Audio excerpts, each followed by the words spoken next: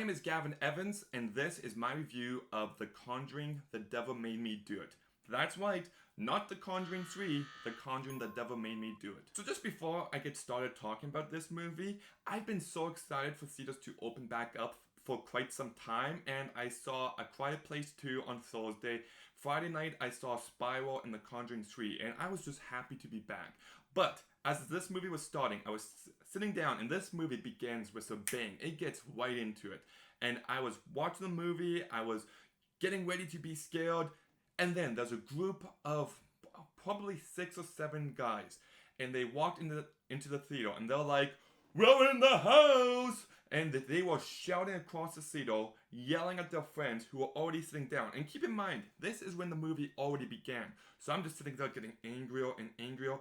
And they're still shouting, like for a few seconds now, across the entire theater to the point where I turn to them and you might want to tone down your volume for this bit, but shut up! I just yelled at them to shut up because, oh my goodness, I couldn't take it. And they did shut up for about 1 or 2 minutes, but then they wouldn't shut up for the first 20 minutes of the movie. So I went to the manager then sat in for the rest of the movie to make sure they would be quiet. And it was great after they shut up, but oh my goodness, up until that point, I was getting ready to just if you're gonna go to the movies, then shut up. Like if you're gonna talk during a movie, then just stay home. Come on, it's simple, it's basic, just follow those rules. Anyways, on to the movie review now. I love The Conjuring and The Conjuring 2, and if you're gonna notice here that they have something in common.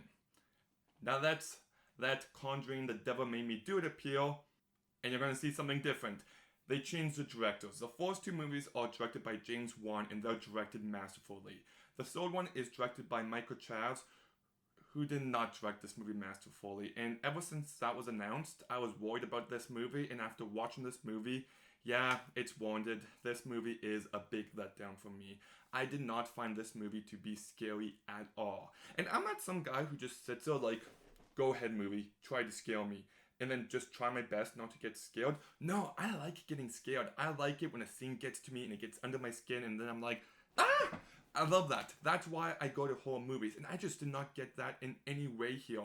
There were some moments that did have the theater scream, and I'm just sitting there like, really? Like, that was not scary to me whatsoever. I will say that the cast is really good. Patrick Wilson and Vera Farmiga are really the heart and soul of this franchise, and they do carry that over into this movie.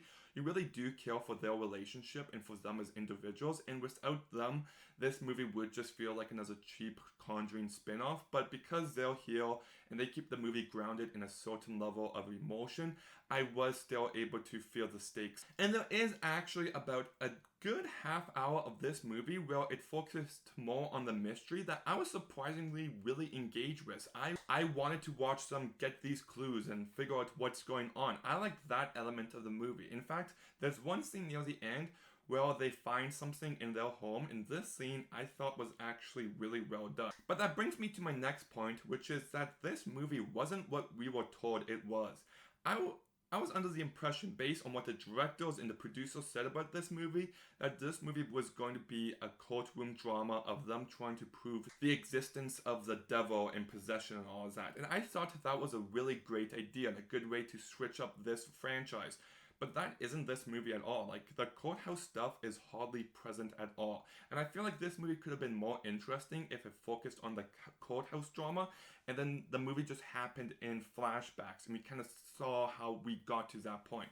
That to me would have been a much better movie, because everything we do see here, with the exception of the mystery element that is present for about a good half hour of the movie, the rest of the movie is been there, done that. There's so many visuals in this movie that are trying so hard to be terrifying, but I'm just like, I've seen this already, and I've seen it done better. And by the end of this movie, I was just like, okay, time for you to wrap up. This movie is going on far too long.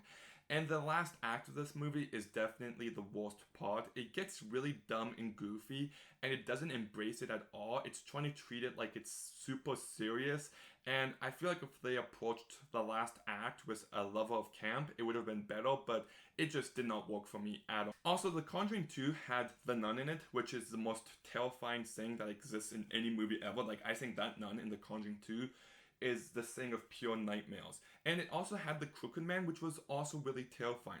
So when you go from the nun slash Valak and the Crooked Man to whoever was in this movie, the villain definitely feels like a huge step down. It's not scary on a visual level. Overall, the lack of James Wan is definitely felt. This movie is nowhere near the level of the first two Conjuring movies. It's not scary, it's not as engaging, it's filled with stuff that we've already seen before, and it's not awful, it's not as bad as The Curse of La Llorona or The Nun. So I'm gonna go ahead and give The Conjuring, The Devil Made Me Do It a 5 out of 10. Let me know what you thought of this movie down below. Were you scared of this movie? Are you a wuss? Because if so, that's embarrassing. Anyways, like, comment, subscribe, stay tuned for some more videos soon, and Gavin out.